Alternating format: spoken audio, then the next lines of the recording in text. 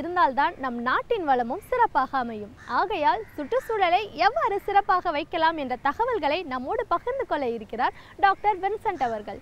நிகழ்ச்சியில் நிறைவு பகுதியாக வரவிருப்பது சுற்றுச்சூழல்.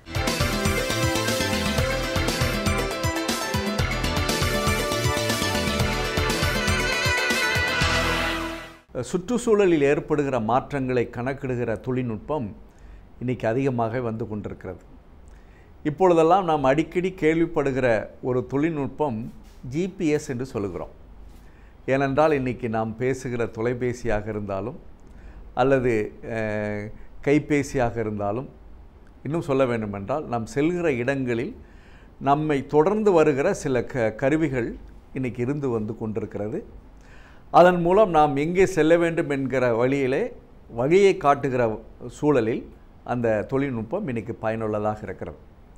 அதைத்தான் நம்ம இப்பொழுது ஜிபிஎஸ் என்று சொல்கிறோம். ஜிபிஎஸ் என்று சொன்னால் அதை விரிவாக்கத்தில் குளோபல் பொசிஷனிங் சிஸ்டம் என்று சொல்கிறோம். அதே மாதிரி இந்த சுற்றுச்சூழலை கணக்கிடுகிற இன்னொரு தொழில்நுட்பம் இன்றைக்கு இருந்து கொண்டிருக்கிறது. அது ஜிஐஎஸ், ஜியோகிராஃபிக்கல் இன்ஃபர்மேஷன் சிஸ்டம் என்று சொல்கிறோம். மூன்றாவதாக ரிமோட் சென்சிங் என்று சொல்கிறோம். இந்த மூன்று தொழில்நுட்பங்களும் இன்றைக்கு சுற்றுச்சூழலில் வருகிற மாற்றத்தை தெளிவாக நமக்கு கணக்கிட்டு சொல்கிறது.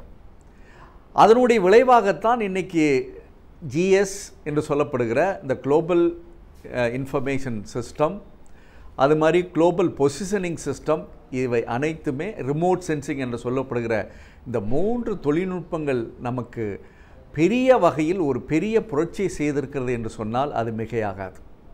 ஆனால் தான் இன்றைக்கி நம்ம கூகுள் சென்று பார்க்கிற பொழுது, அதனுடைய வரைபடத்துக்கு நாம் செல்கிற பொழுது நாம் எந்த இடத்தை பார்க்க வேண்டும் என்ற அடிப்படையில், உதாரணமாக நாம் இப்பொழுது நுங்கம்பாக்கத்தில் இருக்கிறோம் என்றால் அந்த நுங்கம்பாக்கத்தினுடைய பகுதியை தெளிவாக எவ்வாறு அமைந்திருக்கிறது என்ற ஒரு கூகுள் மேப்பில் வரைபடத்தில் நாம் காண முடிகிறது என்றால், இந்த தொழில்நுட்பங்கள் மூன்றும் பெரிய பயனை தந்திருக்கிறது என்பது ஒரு அதிசயமாக இருக்கிறது.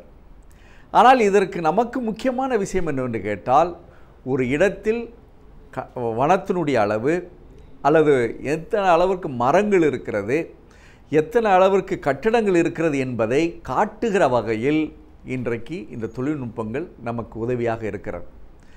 அதையும் தாண்டி இந்த மாதிரி ஒரு தொழில்நுட்பங்கள் நமக்கு இருப்பதனுடைய காரணமாக கிட்டத்தட்ட 1960 எந்த அளவிற்கு நம்முடைய சுற்றுச்சூழல் இருந்திருக்கிறது, வனங்களின் எண்ணிக்கை எந்த அளவுக்கு இருந்திருக்கிறது, இதை இன்று நாம் அதை ஒப்பிட்டு பார்க்கக்கூடிய சூழலும் இன்றைக்கி இருக்கிறது. ஏனென்றால் இரண்டு வகையான செய்திகளை அது நமக்கு கொடுக்கின்றது.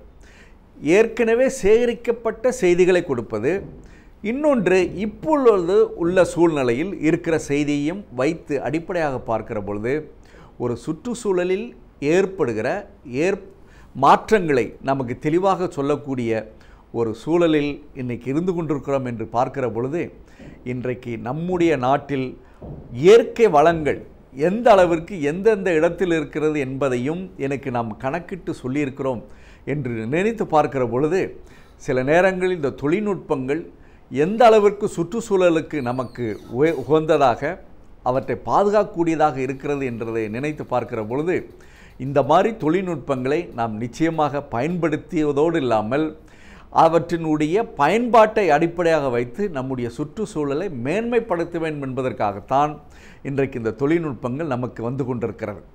அதன் அடிப்படையில் பார்க்கிற பொழுது, உதாரணமாக சைலண்ட் வேலி என்ற ஒரு பகுதி இருக்கிறது.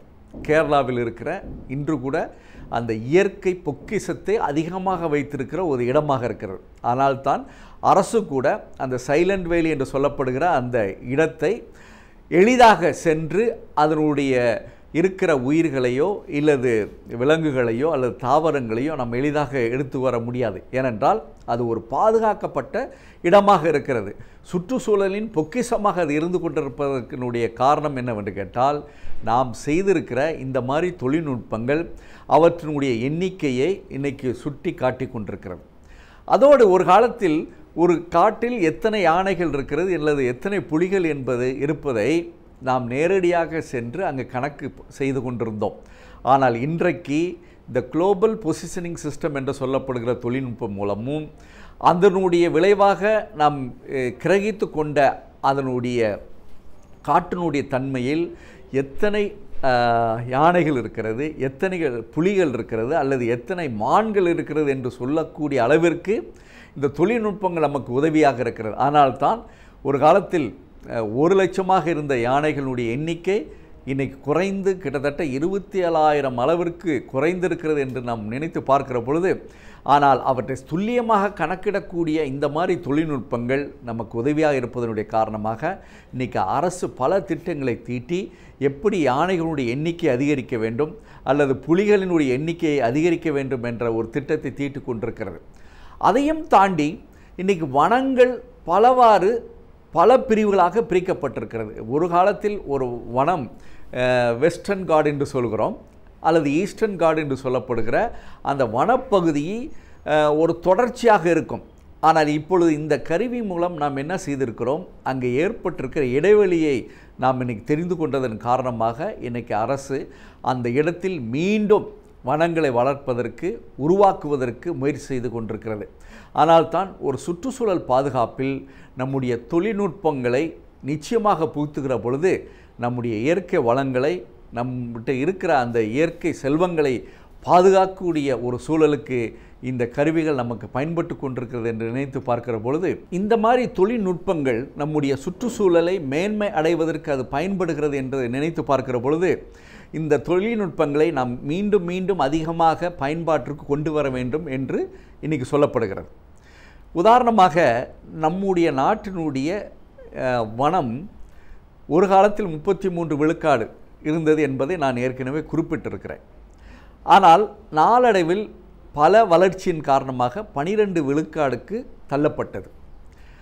ஆனால் அன்றைக்கு இந்த மாதிரி தொழில்நுட்பங்கள் இருந்திருந்தால் இதனுடைய மாற்றத்தை நாம் துல்லியமாக கணித்திருக்கலாம். ஆனால் அப்படி செய்ய முடியாதனுடைய காரணமாக அதற்கடுத்து இந்த மாதிரி தொழில்நுட்பங்களை பயன்படுத்தி நம்முடைய வனங்களினுடைய தன்மையை புரிந்து கொண்டதனுடைய காரணமாக இன்றைக்கு 12 விழுக்காடாக இருந்த நம்முடைய காட்டு வளம் கிட்டத்தட்ட 24-25 அளவிற்கு சதவீதத்துக்கு உயர்ந்திருக்கிறது என்று பார்க்கிற பொழுது நிச்சயமாக இந்த மாதிரி தொழில்நுட்பங்கள் நமக்கு தேவையாக இருக்கிறது. அதோடு பொதுவாக என்விரான்மெண்ட் ஆடிட் என்று சொல்வார்கள். இன்றைக்கி அது அந்த ஒரு நுட்பமும் இன்றைக்கி ஒவ்வொரு இடத்திற்குமே தேவைப்படுகிறது. அது வனத்துக்கும் மட்டுமல்ல, காற்றுக்கும் மட்டுமல்ல, அதையும் தாண்டி இன்றைக்கி வீட்டிற்கும் அல்லது தொழில் நிறுவனங்களுக்கும் அது பயன்பாக இருக்கிறது. ஆனால்தான் இந்த என்விரான்மெண்ட் ஆடிட் என்று சொல்லப்படுகிற அந்த உத்திக்கும் இந்த மாதிரி தொழில்நுட்பங்கள் இன்றைக்கி பயனாக இருந்து கொண்டு இருக்கிறது. அதனால் ஒரு நாட்டினுடைய இயற்கை வளம், அதனுடைய எண்ணிக்கை அல்லது அதனுடைய குறைவு அல்லது நிறைவு இவற்றையெல்லாம் கணக்கிடுகிற ஒரு காரணியாக இன்றைக்கி இந்த தொழில்நுட்பங்கள் இருந்து கொண்டிருக்கிறது. அதனால் இந்த தொழில்நுட்பத்தை அதிகமாக பயன்படுத்தி நம்முடைய சுற்றுச்சூழலை பாதுகாக்கிற ஒரு நிலைக்கு நாம் வர வேண்டும். ஏனென்றால் இன்றைக்கு கூட சில நேரங்களில் வறட்சி பகுதியாக இருந்தது, இன்றைக்கி வளர்ச்சி பகுதியாக மாறி இருப்பதற்கே காரணம் நான் இந்த மாதிரி விஷயங்களை நாம் தெளிவாக புரிந்து கொண்டு அதனுடைய முயற்சியில் அதனுடைய பங்கை சுற்றுச்சூழல் வளர்ச்சியை நாம் அதிகரித்தனுடைய காரணமாக இன்றைக்கு அதிகமான பயனை நாம் பெற்றுக்கொண்டிருக்கிறோம். அதனால் இந்த மாதிரி தொழில்நுட்பங்களை பயன்படுத்தி நம்முடைய சுற்றுச்சூழலை பாதுகாப்பதற்கு அரசும் இதுவும் தனியார் நிறுவனங்களும் முயற்சிக்கிற பொழுது நிச்சயமாக நம்முடைய சுற்றுச்சூழலை அதோட இயற்கை வளங்களை நிறைவாக செறிவாக தக்க வைத்துக் கொள்வதற்கு வாய்ப்பு இருக்கும். இல்லவென்றால் பல இயற்கை வளங்களை அழித்து ஒழித்துவிட்டு நாம் பின்பு இவற்றிற்காக அலைய வேண்டிய ஒரு சூழலுக்கு தள்ளப்பட்டிருக்கிற இந்த காலகட்டத்தில் இந்த மாதிரி தொழில்நுட்பங்கள் நமக்கு உதவியாக இருந்து சுற்றுச்சூழலினுடைய தன்மையை தெளிவாக துல்லியமாக நமக்கு கொடுக்கக்கூடியதாக இருப்பதனால் இந்த மாதிரி சுற்றுச்சூழல் காரணியாக இருக்கிற இந்த கருவிகளை, இந்த தொழில்நுட்பங்களை நாம் பயன்படுத்தி நம்முடைய வளங்களை பாதுகாப்போம்.